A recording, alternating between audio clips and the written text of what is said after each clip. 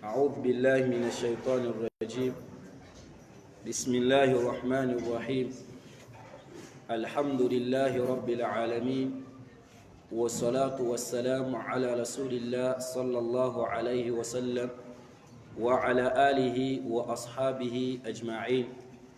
عباد الله، أوصي نفسي وأنفسكم بتقوى الله عز وجل،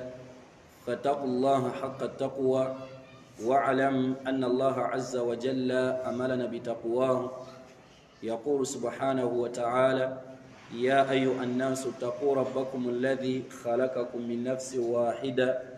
وخلق منها زوجها وبث منهما رجالا كثيرا ونساء واتقوا الله الذي تساءلون به والأرحام إن الله كان عليكم رقيبا. وقال أيضا: يا أيها الناس اتقوا ربكم الذي خلقكم من نفس واحدة وخلق منها زوجها وبث منهما رجالا كثيرا ونساء واتقوا الله الذي تساءلون به والأرحام إن الله كان عليكم رقيبا. وقال أيضا: يا أيها الذين آمنوا اتقوا الله وقولوا قولا سديدا يصلح لكم أعمالكم ويغفر لكم ذنوبكم ومن يطع الله ورسوله فقد فاز فوزا عظيما. وقال أخيرا: يا أيها الذين آمنوا اتقوا الله حق تقاته ولا تموتن إلا وأنتم مسلمون. وقال صلى الله عليه وسلم: اتق الله حيثما كنت وأتبع السيئة الحسنة تمحها وخالق الناس بخلق حسن، فإن أصدق الحديث كتاب الله، وخير الهدي هدي محمد صلى الله عليه وسلم، وشر الأمور محدثاتها، وكل محدثة بدعة، وكل بدعة ضلالة، وكل ضلالة في النار. سبحانك اللهم لا علم لنا إلا ما علمتنا، فعلمنا ما ينفعنا وانفعنا بما علمتنا وزدنا علما. اللهم اهدنا واهد بنا واجعلنا من الهداة المهتدين. أما بعد، السلام عليكم ورحمة الله وبركاته. amatenda amalungi ennyo era amajjuvu ennyo agatali mbukendeevu bwonna kabubeera obubi bwonna ebbanga lyonna era ebiseera byonna ga Allah subhanahu wa ta'ala. Oyo Allah tabaraka wa ta'ala akyatuwadde ekyengera ekyobulamu. Waliwo ensonga enkulu lwaki Allah subhanahu wa ta'ala yatutonda. Ensonga eyo si ndala, esiiba etujjukizibwa era esiiba etusomesebwa ebbanga lyonna, nga nayo si ndala yeey'okusinza Allah subhanahu wa ta'ala. Allah tabaraka wa ta'ala atugamba mu Qur'an: wama khalaqtu ljinna wal insa illa liya'budun. Allah subhanahu wa ta'ala yatugamba nti sitondangako bantu bagabeere amajinni, okujjako ensonga lwaki Allah atonda abantu era n'atonda n'amajinni. Yagamba nti ensonga enkulu yakubeera nga tumusinza, era ensonga y'okusinza Allah subhanahu wa ta'ala yensonga lwaki Allah subhanahu wa ta'ala arsala rusula, yensonga lwaki Allah yatuma n'asindika ababaka, nga bw'atugamba nti walaqad ba'athna fi kulli ummatin rasula an i'budu Allah wajtanibu at-taghuti. Allah subhanahu wa ta'ala yatuma n'asindika mu buli mulembe gwonna omubaka, naye ng'omubaka oyo lwaki Allah amutuma an i'budu Allah, akoowola abantu eri okusinza Allah subhanahu wa ta'ala. Ekyokubiri wajtanibu at-taghuti, era batukubiriza okwesamba n'okwewala kullu ma yu'badu min dunillah, byonna byonna ebisinzibwa ebitali Allah subhanahu wa ta'ala. Bantu gye bali abasamira, bantu gye bali abeeraguza, gye bali abakkiririza mu bintu ebyenjawulo, wabula alina okusinzibwa mu butuufu ye Allah subhanahu wa ta'ala. Ebyo byonna tuteekeddwa okubiwakanya, tuteekeddwa okuba nga mwana wattu tubijeemera, tukkirize era tugondere Allah subhanahu wa ta'ala. Sirema kubeera nga nyongera okwejjukiza wamu n'okwekubiriza nga nammwe mbakubiriza era ne mbajjukiza okutya Allah subhanahu wa ta'ala mu bwennyini bw'okubeera nga tumutya. Tutya Allah subhanahu wa ta'ala mu bigambo bye twogera tube beegendereza, omusiraamu akuuma olulimi lwe tamala galwogeza buli kyayagadde tamukkola talimba tatemerera tawaayiriza n'ebigwa mu kkowe eryo abyewala abyesamba kubanga akimanyi bulungi eyo olunaku lwagenda okusiikana Allah subhanahu wa ta'ala era abeere ng'abimubuuzaako lwaki walimba lwaki wageya lwaki watemerera lwaki wawaayiriza lwaki wamukkola n'ebirala so omusiraamu akuuma olulimi lwe n'ati Allah subhanahu wa ta'ala mu bigambo byayogera nga bw'atugamba Allah subhanahu wa ta'ala ittaqullah abange tutya Allah subhanahu wa ta'ala Allah atukoowoola n'atugamba okubeera nga tumutya n'atugamba nti waqulu qawlan sadida tuba aboogezi b'ebigambo ebinywevu babigambo mwana wattu ebikakafu ebitaliimu mwana wattu kubeera nga bya bulimba ebitaliimu kubeera nga tuwaayiriza era mu mbeera y'emu tukubirizibwa era tulagirwa okutya Allah subhanahu wa ta'ala mu bikolwa byaffe bye tukola nga tonnaba kukola oteekwa okufumiintiriza ku byogenda okukola kino kyogenda okukola ddala Allah subhanahu wa ta'ala akisiima oba takisiima bw'okisanga nga kiri mu ebyo Allah subhanahu wa ta'ala byasiima okukubirizibwa okubeera nga ogenda nakyo mu maaso saate obeera nga mwana wattu okisanze nga Allah takikkiriza era nga Allah takisiima beera nga okyesamba era obeere nga okyewala wa barakallahu fikum wa jazakumullahu kullal khair mukkirize biidhnillahi ta'ala tutandike omusomo gwaffe ogw'olwaleero n'ekigambo kino ekya Imam Hasan al-Basri alayhi rahmatullah. Imam Hasan al-Basri oba Sheikh Hasan al-Basri alayhi rahmatullah yagamba nti Ibn Adam yakowoola nga nanga nkowoola yagamba nti Ibn Adam owange gwe omwana Adamu Ibn Adam owange gwe omwana Adamu yagamba nti innama mazima ddala anta ayyam yagamba nti gwoliki oli nnaku innama anta ayyam yagamba tolina kyoli okujjako mwana wattu oli nnaku kyava agamba nti kullama dhahaba ba'duka kullama dhahaba al-yawm kullama dhahaba yawm yagamba nti buli lunaku lwonna olusambula ne lugenda yagamba nti dhahaba ba'duka ekitundutundu kuggwe kibeera kigenze ekituufu era bwe kiri bw'oba omuntu abadde abuze ennaku 3 ng'olwaleero olwokusatu luno lugenze luzibye kitegeeza asigazza ennaku 2 era ekitundutundu ku ye ekinene kibeera kigenze nange kkiriza naawe okkirize nti tuli nnaku buli lunaku olugenda terudda buli lunaku olugenda terudda twongera okusemberera entaana zaffe tukubirizibwa okuba nga tulongoosa tukubirizibwa okuba nga tusiba entaana zaffe nga tetunnaba kusinkana Katonda Allah subhanahu wa ta'ala olyejjusa olunaku olukya mwana wattu nga tolina kyokoleddemu osabe Allah subhanahu wa ta'ala akomyewo olongoose nga mwana wattu tekikyasoboka idhan weefeeko era beera mwabo mwana wattu abalongoosa nga tonnaba kusinkana Allah subhanahu wa ta'ala kigambo ekyo kirowoozeeko era okifumiintirizeeko era kyekifaanananga kyekimu kyeyayogera n'agamba nti buli lunaku lwonna olukya lukugamba lukkooneka nti ya Ibn Adam owange gwe omwana Adamu innama ana khalqun jadid nze gwolaba ndi mwana wattu kitonde ekipya gy'oli naye wa ala amaluka shahid ku mirimu gy'okola ngenda kuba mujulizi ngenze wala audu sigenda kukomawo paka kunaku olw'enkomerero olwokusatu olwaleero lwolaba lubadde kitonde kipya mwana wattu gy'oli ekyokubiri mwana wattu lugenda kuba bujulizi kuggwe ku ebyo by'okoleddemu ate lugamba nti ngenze sigenda kukomawo onaku olwaleero olwokusatu ennaku z'omwezi 19 omwezi ogwa Rajab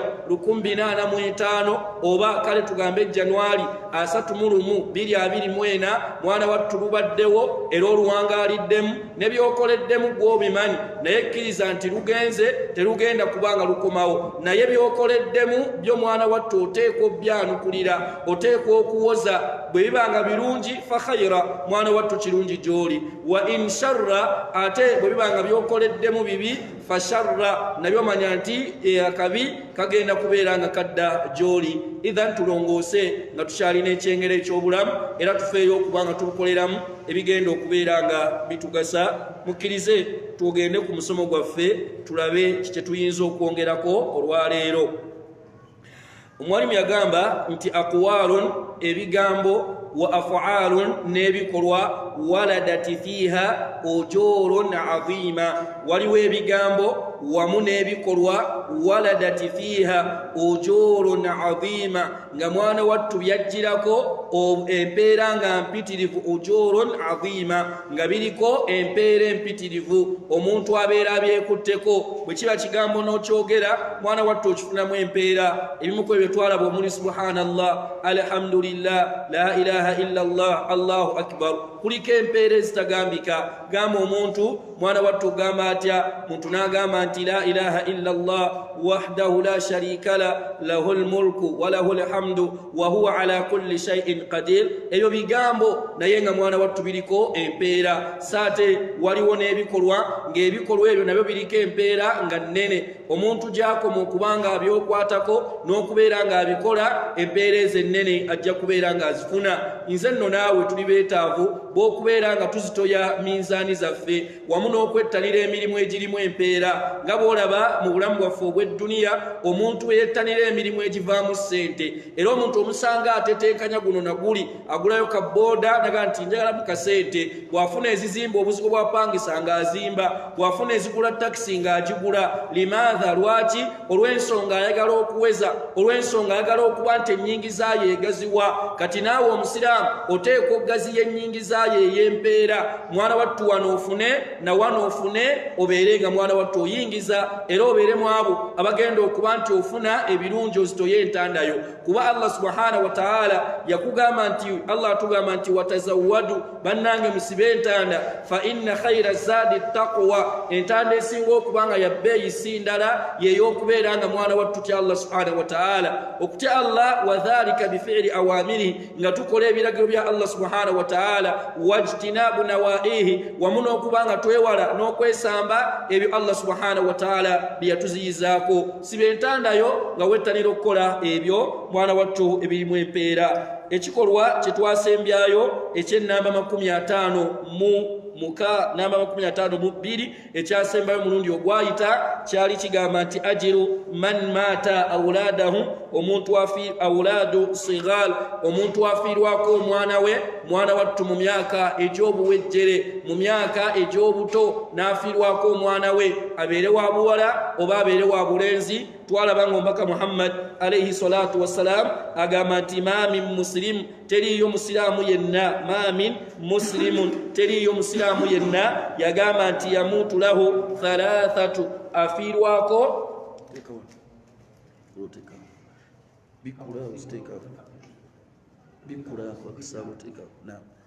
naam yagamba alayhi salatu wassalam ma min muslim teriyo musiraamu yenna yamutu afiirwako lahu thalathatu min alwaladi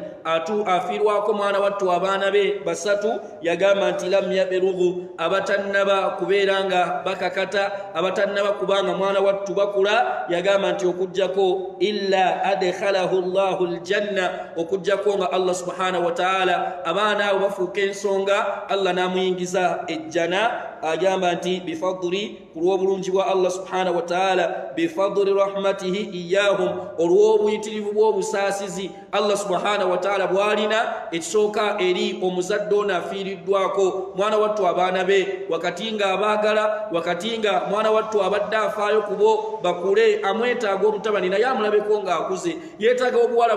obuwala bw'alina abaana baabo obuwala bakuleko abalabeko nga mwana wattu bakuze tekisobose naye allah n'abeera nga abatutte bwagumiikiriza n'ayogera ebigambo allah subhanahu wa ta'ala byasiima obulungi bwagenda okukifunamu nga ye omuzadde kwe kubeera nga allah subhanahu wa ta'ala amuwamu empeera ekitegeeza nti ekyo kikolwa ekimu ku bikolwa mwana wattu ebyebbeeyi ebiriko empeera njagadde hadithi eyo oba ensonga eyo tugigoberezeeko hadithi eno nayo oba oliawo nayo tugifunemu mwana wattu ekyokuyiga nabbi sallallahu alayhi wasallam yagamba nti agamba yaqulu Allahu ta'ala agamba Allah subhanahu wa ta'ala ishtegeza nti hadith eno mwana wattu hadithul qudusi yagamba nti mali abdi yagamba nti teriyo eri muddu wange almu'min omuddu wange oyansikiriza omuddu wange oyakkiriza Allah subhanahu wa ta'ala yagamba nti indi jazao mwana wattu mpeera gyalina gyendi oba kyengenda kubanga musasula okuva gyendi idha qabattu swafiyahu senga mbeera mujjeeko swafiyahu mwana wattu swafiyahu amakulu amujjeeko ekyo kyayagala ekyo kye yeetaaga yagamba nti min ahli dunya mwebyo mwana wattu eby'edduniya thumma ihtasabahu senga abeera ng'ekyakisuubiddemu obulungi okuva eri Allah subhanahu wa ta'ala yagamba alayhi salatu yagamba je Allah subhanahu wa ta'ala illa aljanna teriyo mpeera Allah jamuwa okujjako mwana wattu eyejjana omu ku balimu yagamba nti amakulu g'ekigambo swafiyuhu kitegeeza ki ayi alladhi yuhibbuhu ekyo kyayagala ekyo kye yeetaaga qala al-imam omu ku baimaamu yayitibwa Zabidi yagamba nti ayi amakulu alladhi yuhibbuhu al-insan ebyo omuntu mwana wattu byayagala senga Allah bimujjako omuddu ono akkiriza Allah subhanahu wa ta'ala Allah kyagenda omusasulamu ejjana n'agamba nti kal abi ng'omujjako taata we obeera omwagala era kibambyewunisa okubanga mwana wattu tomwetaaga nga tomwagala kati Allah bw'amukujjako n'ogumiikiriza Allah empeera gy'agenda okusasulamu yakubeera nga akuyingiza ejjana n'agamba nti wal ummu okirala ayinza okubanga maama ono Allah omukujjako obeera omwetaaga era obeera omwagala kasita ogumiikiriza n'okkiriza nti Allah subhanahu wa ta'ala ye yamukuwa era yamututte empeera Allah gy'agenda okukuwaamu mwana wattu ebeera yajjana n'agamba nti wal ibn ayinza okujjako omutabani wo mwana gw'obadde olina Allah n'amujjulula n'agamba nti wal binti ayinza okuba omwana ow'obuwala Allah subhanahu wa ta'ala nga gwakujjuluddeko gwakujjeeko naye osobola okubanga omufunamu empeera n'agamba nti wazawjati ate ayinza okubanga mukyalawo oba ayinza okubanga mwami wo Allah subhanahu wa ta'ala n'amukujjako ng'obadde omwetaaga n'agamba nti wa kullu ma yuhibbuhu al-insan na byonna omwana Adamu mwana wattu byayagala n'agamba nti wal muradu biqabdihi n'ekyali ategeeza n'ekigambo biqabdihi Allah kyakwata yagamba nti amakulu wafaatahu Allah n'abeera nga amututte n'abeera nga amujjuludde nabakyo baganda bange omuntu mwana wattu byayagala bingi era bye weetaaga naye faayo omanye nti Allah bw'abikujjako n'ogumiikiriza empeera gy'ogenda okifunamu ya jjana eyo nejjana wahuwa nga yempeera mwana wattu esinga okubanga nnene so ekyo kimu ku kikolwa ekiriko empeera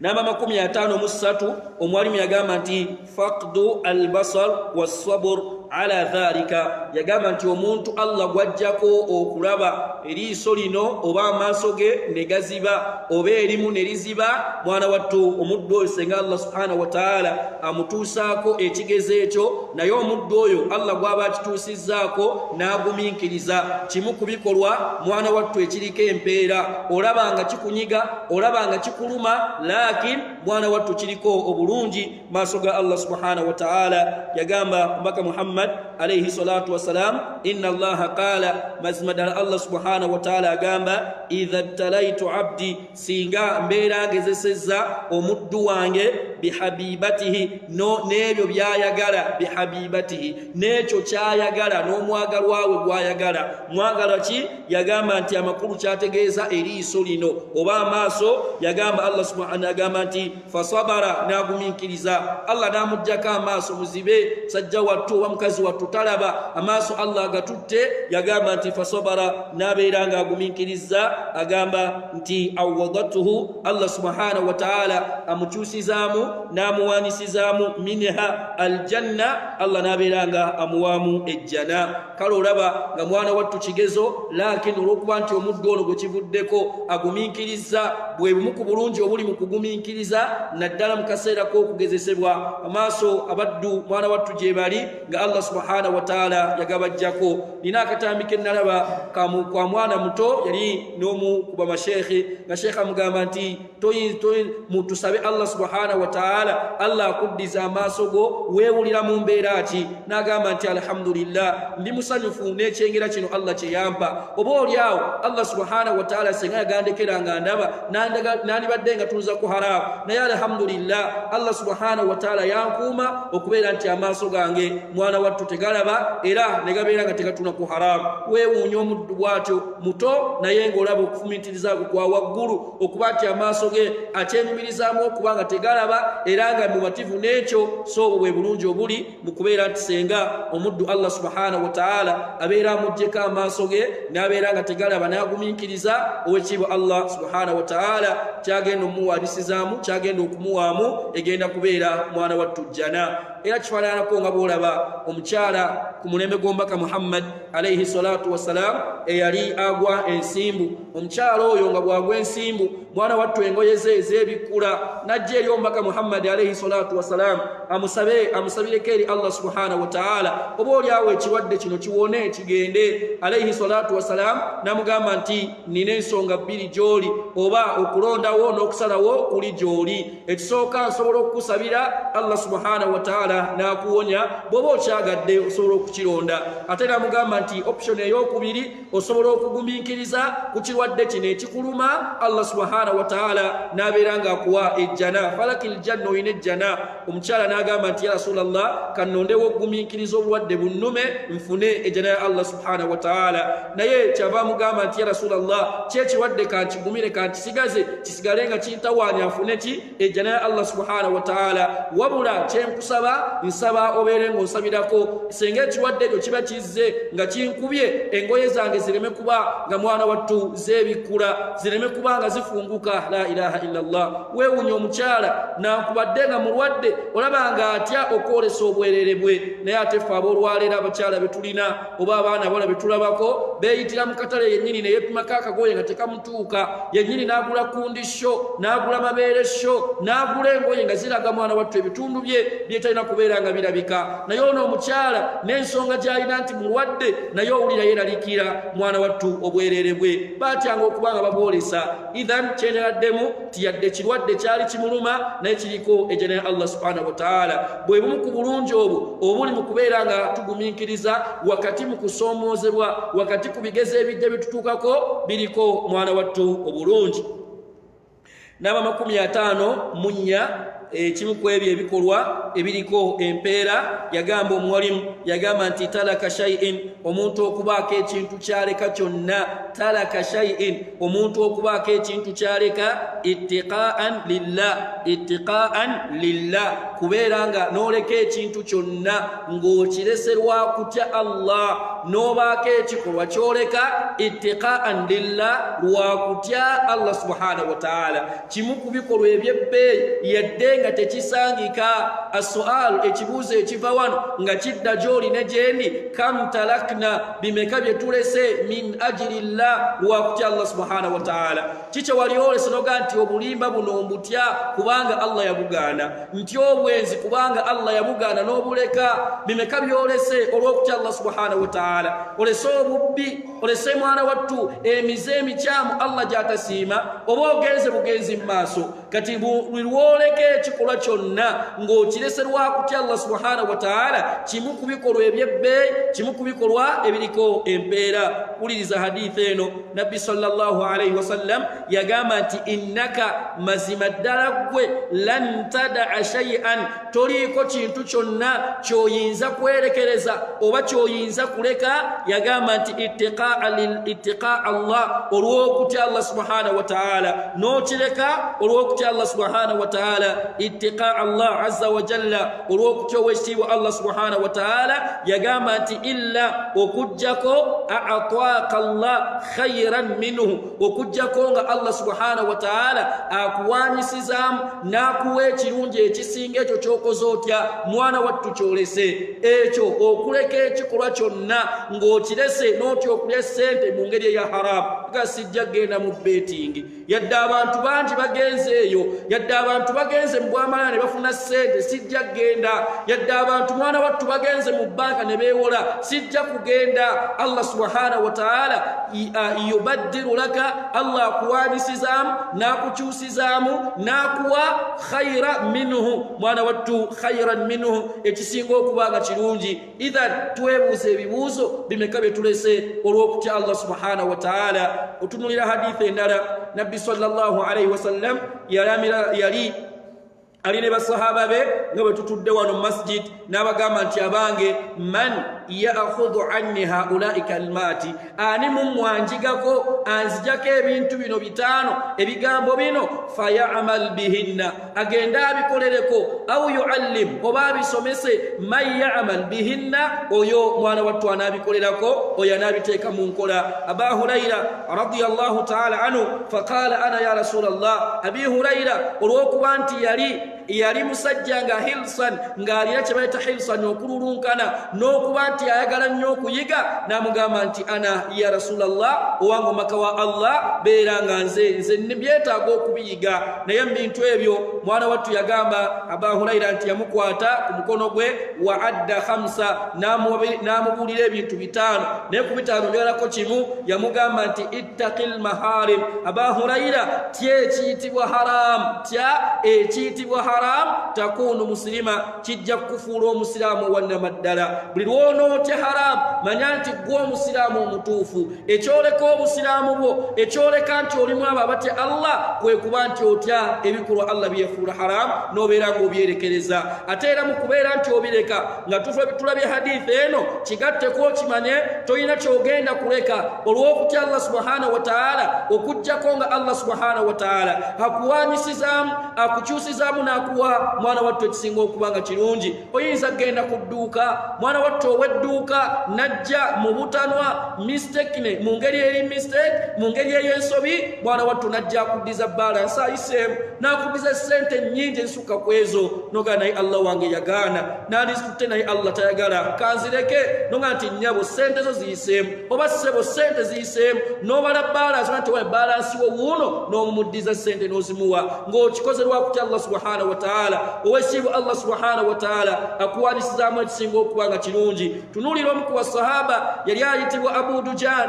radiyallahu anhu Abu Dujan yalina neiba we nga mwana wattu alina omutende naye ng'omutende ogwo nga gulina amatabi gwakula ng'entende zigwa mwana wattu mu lujja lwa Abu Dujan kaseera kaatuuka nga sizoni ya ntende empitirivu zigwa nga bulaba olwaleero abantu mu bikomera bye balinamu emiyembe balinamu amapaapaali balinamu ebibala ebyenjawulo oyinza okuba gwe neiba we nga bw'otyo mwana nange bw'ofaanagana naye ng'emiyembe gikunkumuka ne gigwa mu lujja lwo naye nga tofaayo gw'otwala butwazi abalo olwaleero balya bameketa enkoko z'abanneiba baabwe ngokeyeyinze ku mizigo gwe tuwangaalira oba olyawo ng'enkoko mwana wattu eyingidde gy'oli n'omagamaga waliya ndabye wali tebagirabye eyo ng'ogijjako nsingo ogibaagira mu nnyumba n'ogimaanya ne mugimeketa ne mugirya banneiba ne bagati enkoko yaffe sinnagirabako simanyi gye yalaze abaana n'obatuuza nti baana bange temwogera muleke tweriire kanyama k'enkoko subhanallah wallahi abantu tebameketa enkoko z'abanneiba ne bazirya nga bazirya mu ngeri eya haramu naye Abu Dujan radiyallahu anhu mwana wattu ye kyeyakola yabeeranga akeeranga ku makya banosala subuhi nga basadde n'omubaka Muhammad alayhi salatu wassalam yaddukanga emisinde naddayo ewaka n'ayoola entende zino n'azitwalira nega nti neiba munnange entende zo ziizino n'azimuwa azireka okuzirya mu ngeri ya haramu n'azimuddiza bw'atyo nga bw'akola kaseera kaatuuka omubaka Muhammad alayhi salatu wassalam n'amugamba nti Abu Dujan sooka ojje lwaki okeera nnyo ng'oyanguwa okudduka lwaki ogenda n'amugamba nti ya Rasulallah owange omaka wa Allah nina neiba wange nina mulirwana wange alina omutende so nze tulimu ya ntende kati mba nyanguwa entende zino nziyoolewo nga banneiba nga abaana bange tebannazuukuka nte baleme okubanga bazirya era lumu naga nti yasangako omu ng'agirya namugaa nti mwana wange giwandule Allah jja gitubuuzaako gijjeeyo si yaffe entende gy'olya si yaffe gijjeeyo tunuulira abaddu bwe batyo naye gye byaggweera nga sahaba ayitibwa Abubakar Siddiiki radiyallahu anhu agenze n'agula omuti gw'omutende ogwo. Yagamba omusajja alina nnyini mutende nti owange omutende gunguze tera nti ogenda gwetikka ogutwala nti entende omutende nyala guguya neibawo abeere nga yeegasa nagwo. Naga nti gwogulira entende takola atya tazaagala kuba mu kaseera ku makya abadde akeera kuzireeta. N'amugamba nti nedda munnanga abadde tayagala sigamba tazaagala azaagala naye atya okulya ebitali biki ebitali bibye ebintu atya okulya ebintu ebya haramu. Bw'atyo kitegeeza tutufeeyo okubeera nga naffe tukoppa embeera zaabwe. Olaba omusajja omutende n'agufuna. N'ekirala Allah subhanahu wa ta'ala omuddu oyo ekiba kye yakola Allah yakizisaako omusajja oyo n'asiramuka. Omusajja n'ayingira obusiraamu olw'ekikolwa ekyo okuba nti omusajja bulijjo atya butya okuzirya kitegeeza nti naawe osobola okuddiza omusajja balansi waasa nti abasiraamu nga bakisa abasiraamu nga bamazima naye ng'otidde kulya haramu. Allah n'ayisizaako omusajja n'ayingira obusiraamu. Enkoko ya neiba nejja n'esula ewuwo ku matalo nti owange neiba enkoko yammwe yasuzeeko eno niino n'ogimuddisa n'obeera nga togitutte. Allah subhanahu wa ta'ala n'akuwa obulungi. So ekimu ku bikolwa nga biriko empeera empitirivu tugambe nti talaka shay'an lillah omuntu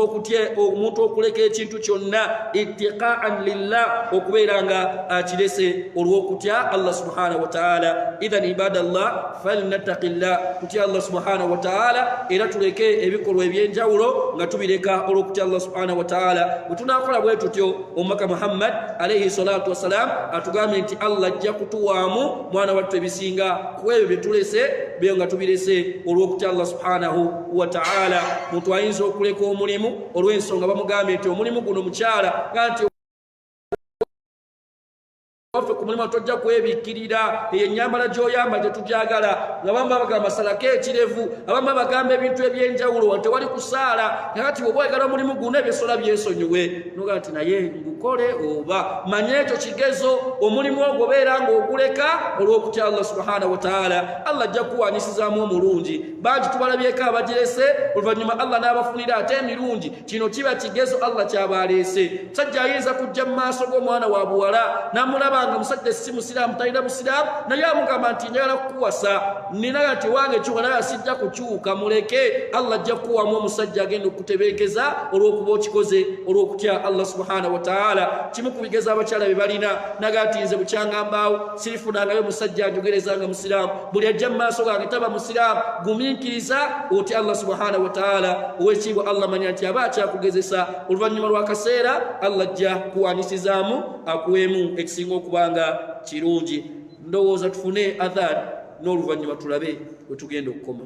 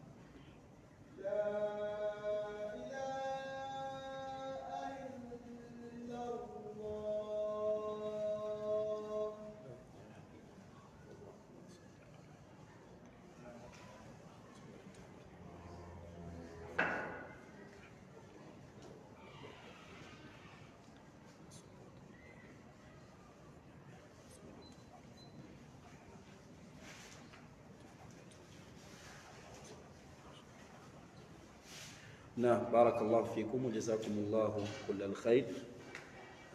oluvannyuma lw'okwaziina nga tukyagenda mu maaso n'omusomo gwaffe tugambe nti gugamba aqwalun ebimu ku bigambo wa afaalun n'ebikolwa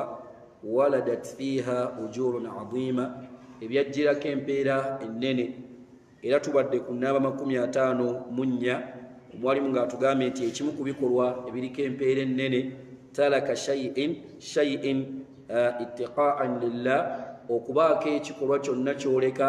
olw'okutya Allah subhanahu wa ta'ala ogaa nti nedda kino bwe nkikola mba njemedde Allah kankireke mu bikolwa byaffe ne mu bigambo byaffe mu mpisa zaffe ez'enjawulo n'obaako byoleka olw'okutya Allah subhanahu wa ta'ala.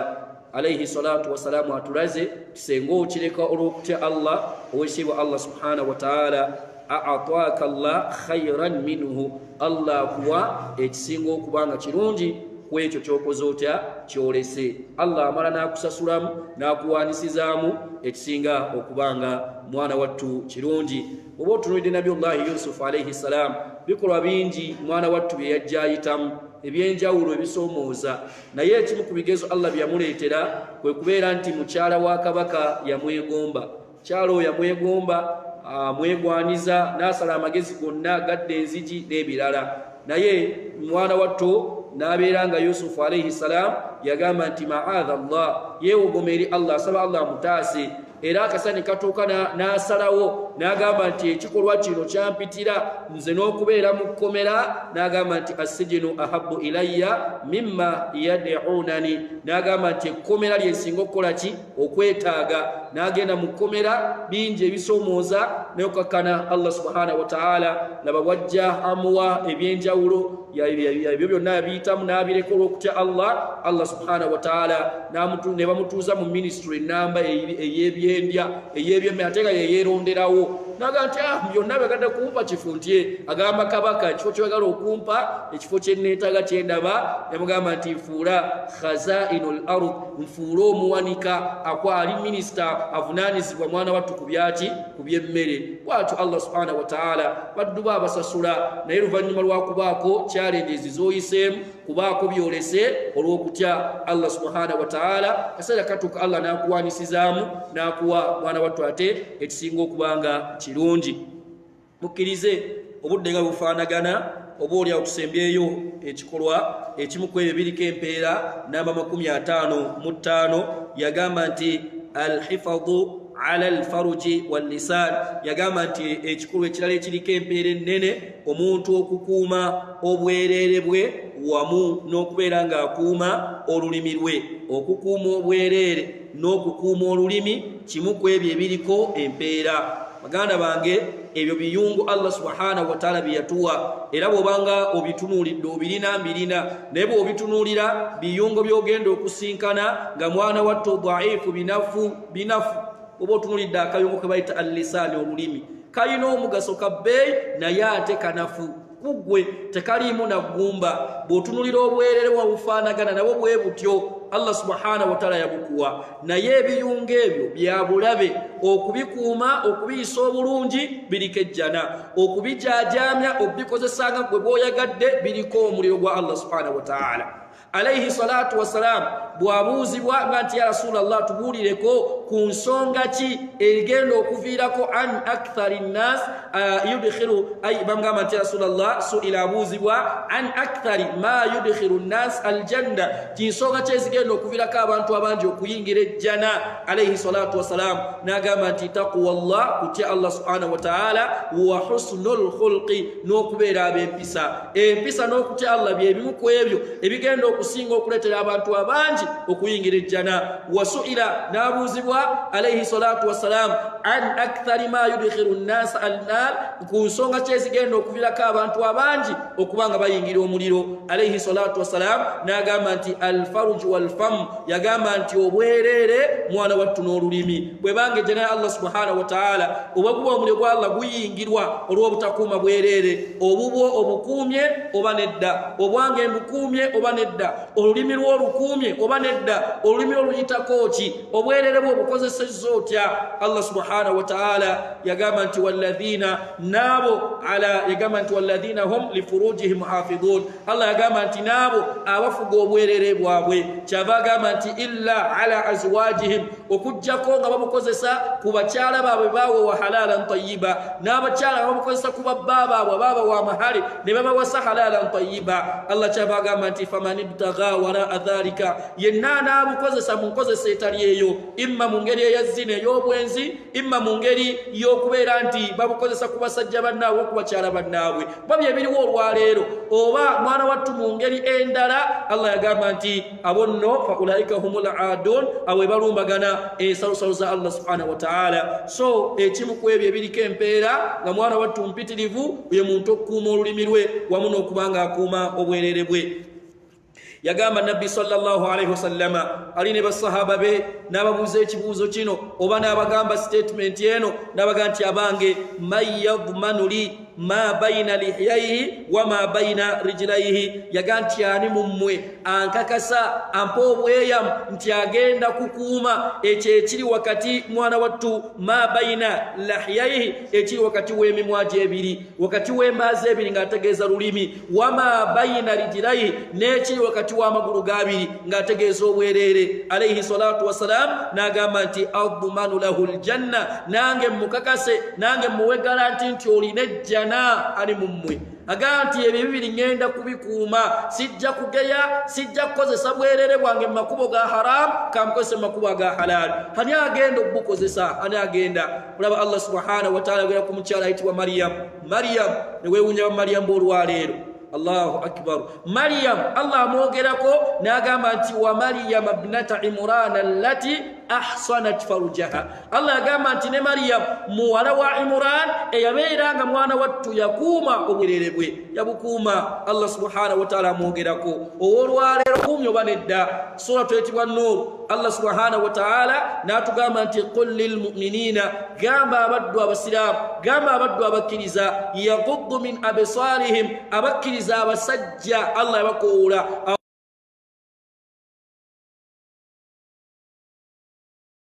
Allah yayawula nagati gamba abaddu abakkiriza yaghuddu min absari abeerenga bakkakkanya amaaso gaabwe bwe banakkakkanya amaaso yagamba nti wayahfadhu furujahum basobole okukuuma obwerere abali mu ayo babajogera bagamba nti ako ka tekiniki kakodyo Allah ke yatuwa yenna agala okukuuma obwerere bwe mu kisooka kuuma amaaso lwaki amaaso buli lwogakanula buli lwolaba omukyala nga ayita baga nti omukyala oyo wenna n'ogwekerera togenda kusobola kukuuma bwerere nesenga amaaso gakkakkanya n'otabiwa nnyo budde ogenda kusobola mwana wattu okukuuma obwerere Allah n'addamu n'akowoola n'aga nti waqul lilmu'minaati gamba abakkiriza abakyala abakkiriza Allah subhanahu wa ta'ala yaqudunna min absarihinna babeerenga nabo bakkakkanya amaaso gaabwe wayahfadna furujahunna basobole okuba nga nabo mwana wattu bakuuma obwerere bwabwe idhan okukuuma obwerere n'okukuuma mwana wattu olulimi bimu ku biyungo Allah subhanahu wa ta'ala kwagenda oyisiza senga omuntu aba abikuumye agenda kubeera nga ayingira ejjana ya Allah subhanahu wa ta'ala mu biyungo bye tulida nga mwana wattu nga bwolaba tuyingira mu supermarket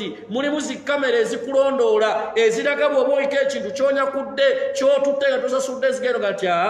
bajja tuga ti oyo yabbye ebintu byaffe ne bakulaba kati olulimi kimu ku biyungo ebigenda otuwaako obujulizi maaso ga Allah subhanahu wa ta'ala nga bw'atugamba Allah subhanahu wa ta'ala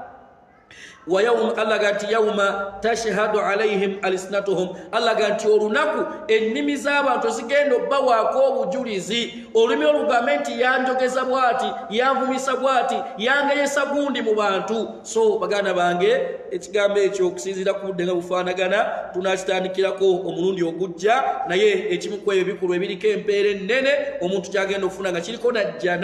jana ya Allah subhanahu wa ta'ala ye muntu okubeera nga mwana wattu akuuma olulimi lwe n'alukozesa mu nkozesa ey'obuvunaanyizibwa. Ekyokubiri n'akuuma mwana wattu obwereere bwe n'abukozesa mu nkozesa eri halal Allah subhanahu wa ta'ala gy'asiima. Olulimi luno osobola okukozesa Allah n'akuwa ejjana, era nga bw'osobola okukozesa obwereere bwo mwana wattu Allah n'akuwa ejjana, era ng'ofuna empeera saate era osobola okubukozesa n'ofuna mwana wattu emisango ekitagambika. So tufeeyo okubeera mu abo abakuuma ebiyungu byaffe, naye tetuli safe baganda bange, tetuli safe naddala ku biyungu ebyo ebibiri, ku kiyungu ekyebayita olulimi. Bw'owona olulimi togenda kuwona bwereere, saate olulimi olulaba luno, kubanga omuntu anaakozesa obwereere bwe asooka kwogera, akozesa lulimi n'ayogera, n'awaana omukyala wa mukyala n'awaana omusajja, n'akola byakoze okkakkana mwana wattu obwereere ne bubeera nga nabwo bugenze ne bukola ebikolwa ebyo ebiri haram. Wallahu a'la wa alam. Mukkirize darusu yaffe tubeere nga tugikomyawo. Saba Allah subhanahu wa ta'ala atugase n'ebigambo ebyo, atusonyiwe ensobi zitugwamu nga abatonde, kubajjukiza nti ekyalwakuna mufu abeera asobodde okusiibako kimu ku ebyo ebirungi wakati nga tuli mu mwezi ogwo oguyitibwa ogwa Rajab, nga mwezi gwa muzizo ogutukubirizibwa okubanga mwana wattu tuyitiriza okukoleramu ebirungi, naddala ebyo mwana wattu ebituufu okuva ku Mubaka Muhammad alayhi salatu wassalam. Ekimu ku mirimu egy'ebbeeyi kwe kusiiba, so olwokuna n'olwemmande lumanyiddwa lusiibibwa, saate bwe lusibira mwezi ogw'omuzizo empeera zaalwo mwana wattu zeeyongerako, kubanga oli mwezi Allah atugamba nti fala tadhlimu fihinna anfusakum, temweryazaamaanizaamu myoyo gyammwe. ربنا تقبل منا إنك أنت السميع العليم وتب علينا يا مولانا إنك أنت التواب الرحيم. ربنا آتنا في الدنيا حسنة وفي الآخرة حسنة وقنا عذاب النار. اللهم ربنا لا تدع لنا في مقامنا هذا ذنبا إلا غفرت ولا هما إلا فرجت ولا دينا إلا قضيت ولا عسيرا إلا يسرت ولا مريضا